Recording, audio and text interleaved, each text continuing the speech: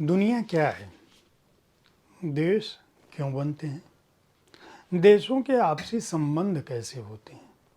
कोई देश बहुत अमीर हो और कोई गरीब, तो उनके बीच दोस्ती कैसे हो सकती है? आखिर दुनिया का कोई देश बहुत गरीब है और वहाँ कोई बीमारी और महामारी हो जाती है, तो दूसरे देश उनकी मदद क्यों और कैसे करते हैं? क्या हमारे संबंध केवल सुरक्षा, रक्षा, फौज, सेना, आयुध, व्यापार तक ही सीमित हैं, या मानवता का कोई बिंदु भी है जो हमें एक दूसरे से जोड़ता है? राजनीति का मूल उद्देश्य आखिर क्या है? राजनीति कूटनीति से कैसे अलग है? अंतर्राष्ट्रीय संबंधों की अपनी अहमियत क्या है? और दुनिया की इस उठापटक, तेजी से बढ़ते बदलाव और आयुधों की दौड़ के बीच पर्यावरण की, वातावरण की रक्षा कैसे की जाए? भारत इन चिंताओं के केंद्र में क्यों होना चाहिए? इन्हीं सब बातों को लेकर एक डायलॉग शुरू किया गया था। नमस्कार, आप देख रहे हैं साहित्य तक के बुक कैफे का एक दिन एक किताब कार्यक्रम। मैं हूं जयप्रकाश पांडे और आज शनिवार को मैं जिस अंग्रेजी पुस्तक के साथ उपस्थित हूं उसका नाम है Raisina chronicles, India's global public square. यह पुस्तक एस जयशंकर और समीर सरन ने संपादित की है। एस जयशंकर जो भारत के विदेश मंत्री हैं, मई 2019 से, और राज्यसभा में के सदस्य के रूप में दुनिया भर में भारत की जो विदेशी नीति है उसकी छाप छोड़ते हैं। लेकिन इसके अतिरिक्त भी वे 2015 से 2018 तक भारत के विदेश सचिव थे। उस रूप में भी उनके पास भारत की नीतियों की दुनिया भर में पहचान बनाने की जिम्मेदारी थी। वे चीन, अमेरिका और चेक रिपब्लिक में भारत के राजदूत भी रह चुके थे।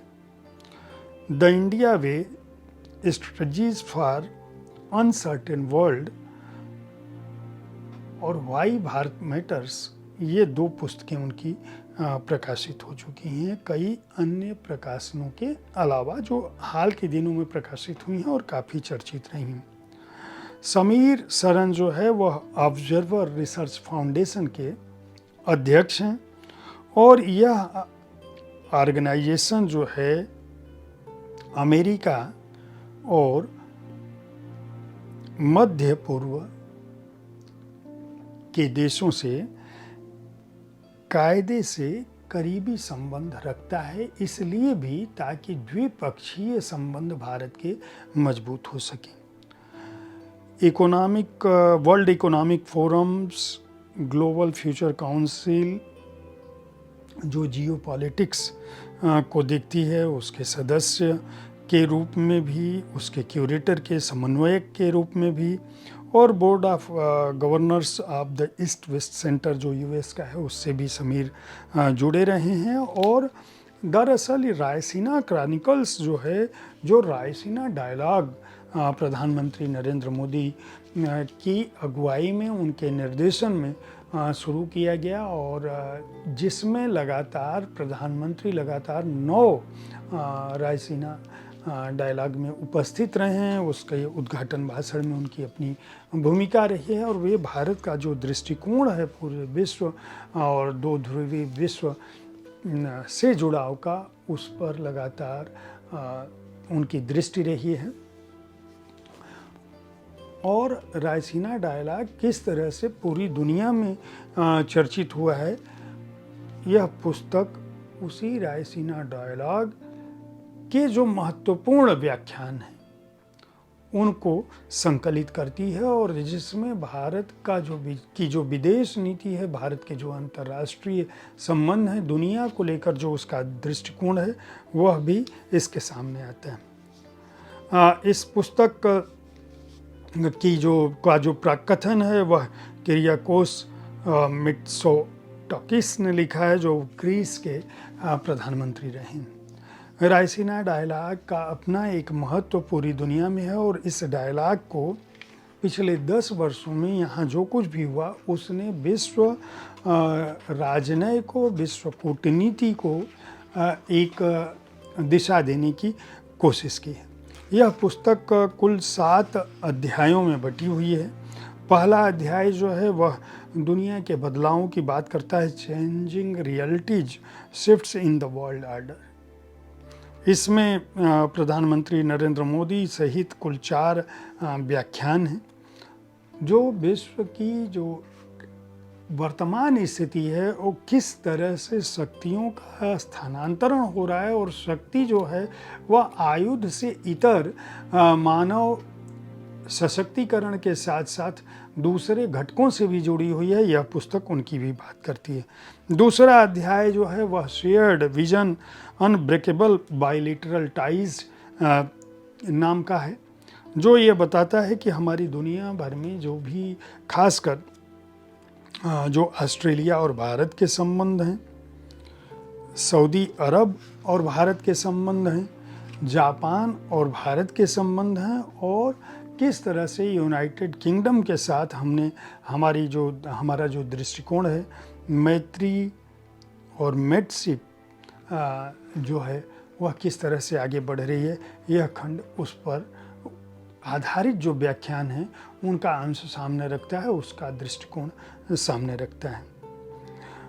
तीसरा अध्याय new opportunities European future in Indo Pacific, उनकी बात करता है। इसमें जो पहले का दौर था उनसे इतर किस तरह से यूरोपियन यूनियन और यूरोपीय व्यवस्था का जो बदलाव है या उसका जो भविष्य है वह भारत इंडो पैसिफिक रीजन से जुड़ा है, उस पर दृष्टि डालता है। चौथा अध्याय जो है गॉड ऑफ ऑनर है, फॉर्जिंग अ मोर सिक्योर वर्ल्ड, उसकी बात करता है कि आखिर हम किस तरह से विश्व को अधिक सुरक्षित, खासकर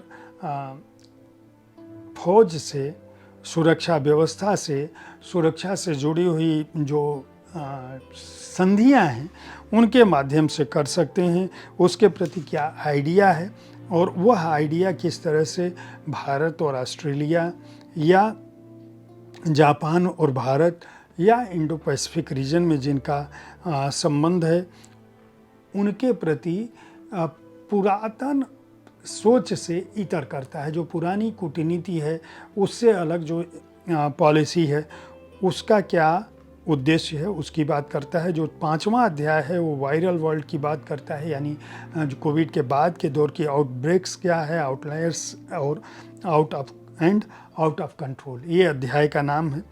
वह यह बताता है कि किस तरह से विश्व के नेताओं ने जब दुनिया कोविड में फंस गई तो आपस में बातचीत की और भारत ने किस तरह से उसको एक दृष्टिकोण दिया। छठा अध्याय जो है unblurred vision development with a difference के तहत वह अफ्रीकन यूनियन से जुड़े हुए देशों की G20 में जिस तरह से उसका प्रभाव पड़ा है, और G20 को जब भारत को अगुवाई मिली तो भारत ने किस तरह से न केवल स्त्रियों से जुड़े विषय को, पर्यावरण से जुड़े विषय को, व्यापार से जुड़े विषय को मुख्य धारा में लाने की कोशिश की, बल्कि अफ्रीकी देशों को किस तरह से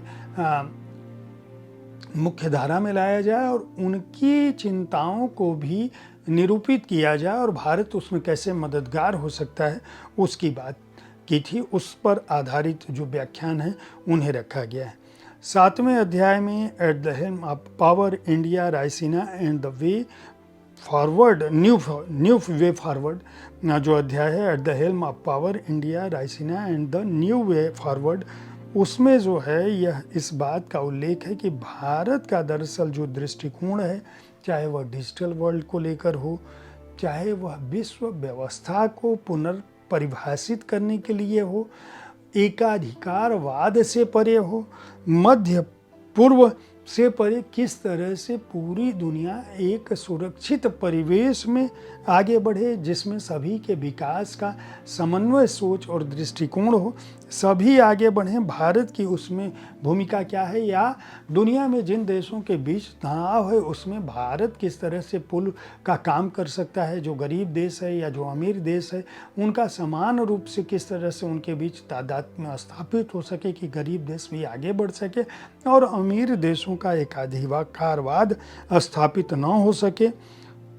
किस तरह से इस बातचीत को आगे बढ़ाया जाना चाहिए और किस तरह से भारत एक परिदृश्य पूरी दुनिया में स्थापित कर सकता है, अपने महत्व को बढ़ाते हुए गरीबों देशों को भी अपने साथ लेकर किस तरह से चल सकता है, वह इस खंड में अध्याय शामिल हैं। यह पुस्तक न केवल अपने व्याख्यानों के लिए जो रायसीना डायलॉग्स के तहत जो कुछ रखा गया है उनको लेकर यह बताती है कि राजनीति विज्ञान के छात्रों के लिए नहीं बल्कि वैश्विक व्यवस्था को और अंतर्राष्ट्रीय संबंधों को समझने वाले छात्रों के लिए भी यह पुस्तक महत्वपूर्ण है। उन लोगों के लिए भी जो प्रधानमंत्री नरेंद्र मोदी की जो विदेश नीति है उसको समझने में जिनको दिक्कतें होती हैं उनके लिए भी रायसीना क्रॉनिकल्स एक तरह की मार्गदर्शक के रूप में काम दे सकती है। इस पुस्तक का प्रकाशन रूपा पब्लिकेशन ने किया है। हार्ड बाउंड संस्करण का मूल्य 595 रुपये है। एस जयशंकर और समीर सरन दोनों को इस बात के लिए बधाई दी जानी चाहिए कि उन्होंने एक अध्याय में पिछले 10 वर्षों में रायसीना डायलॉग में कितने गंभीर विमर्श हुए और किस तरह से अंतर्राष्ट्रीय बौद्धिक राजनेता, मीडिया हस्तियां और अर्थशास्त्री, उद्योगपति, बौद्धिक क्या कुछ सोचते हैं भारत को लेकर और व्यवस्था को लेकर, उसे एक पुस्तक में संग्रहित किया है। मैं समझता हूँ कि हर शनिवार को अंग्रेजी पुस्तकों पर मैं जो अपनी राय रखता हूँ उसे लेकर आप जो हमारे दर्शक हैं वे कहीं न कहीं किसी न किसी नतीजे पर पहुँचते हैं। मैं हर बार यह अनुरोध करता हूँ अपने जो प्रकाशक हैं जिनकी पुस्तकों का मैं उल्लेख करता हूँ कि भारतीय भाषाओं में भी उन पुस्तकों को आना चाहिए और अगर आप अंग्रेजी पढ़ सकते हैं तो इन पुस्तकों को अवश्य खरीदें। अंग्रेजी कि दुनिया में क्या कुछ छप रहा है, क्या कुछ लिखा जा रहा है, हमारा उद्देश्य पुस्तक संस्कृति को बढ़ावा देना है, इस जानकारी को भी आप तक पहुंचाना है। साहित्य तक देखते रहें, बुक कैफ़े देखते रहें, कार्यक्रम के बारे में अपनी राय से अवगत कराते रहें। धन्यवाद।